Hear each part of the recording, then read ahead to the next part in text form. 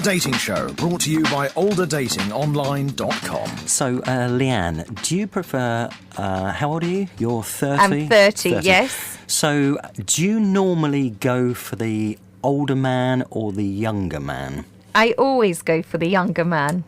Okay. I do not know why.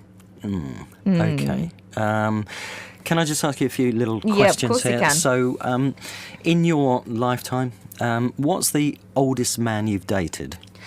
Well, I was just thinking about this because I haven't thought about it for a long time. But when I was about 22, I dated a man who was about 42 or 43, somewhere around those lines. Okay, so 20-year gap. 20-year gap. And how was that?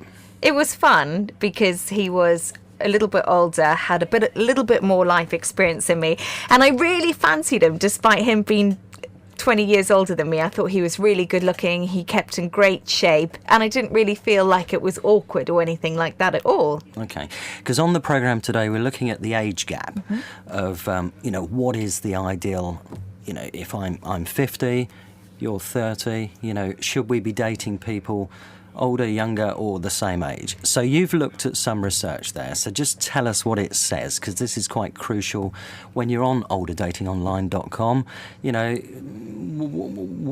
Where do you go?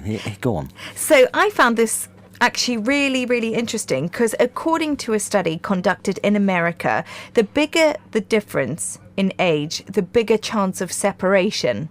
Which is quite interesting because I have parents who are 10 years apart in age and have been married 36 years. So obviously it doesn't always mean that it's true to life. But after analysing 3,000 people, researchers found that couples with a 5-year age gap are 18% more likely to split up with those with the same age gap. So, if you're the same age as someone, you're more likely to stay together. Apparently, the secret lies in a 1-year age difference. If you have a 1-year age difference, you've got less likely chance to be divorced. Right, okay. And the figures get worse, don't they? Yeah, they do. So interestingly, that figure rose to 39% for couples with a 10-year age gap and a shocking 95% for those with a 20-year age gap, which is quite significant, I think. 95%? Yeah. So you and this chap, it was never going to work, was it? Well, you and me wouldn't work either because you're 20 years. We've got the perfect 20 years age gap. Sorry about that, Rod. Yeah. So, no, you and me wouldn't work with the 20 years. But it's a really interesting thing because I think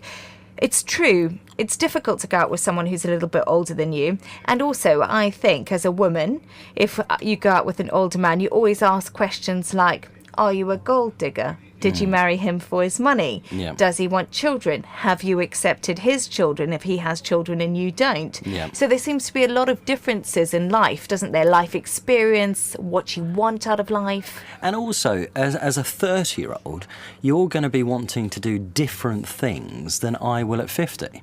So you might want to go clubbing or... Why are you laughing?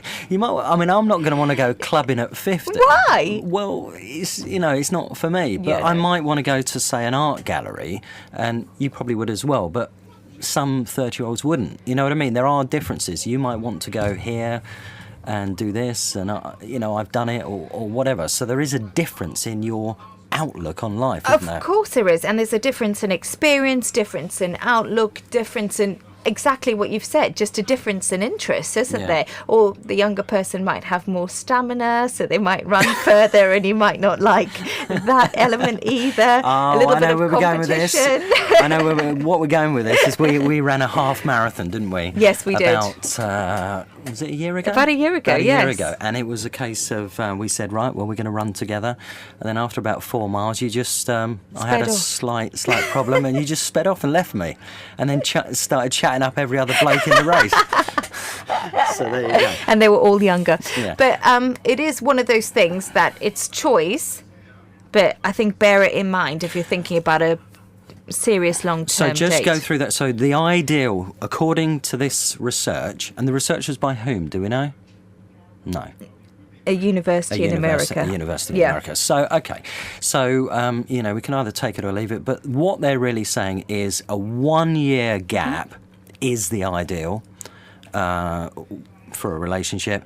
And then the stats again for, what was it, 10 years? So 1 year is ideal. The stats for 5 years are pretty good because there's an 18% you're more likely to split up. But then it gets really bad after 5 years. So you've got 35% chance of splitting up if you've got 10 years apart. Yeah. And you've got 95% of splitting up if you're 20 years apart. Okay. That's really interesting. I'm going to stick to somebody who's 49 to 51. I'm going to stick to somebody who is 21 to 25.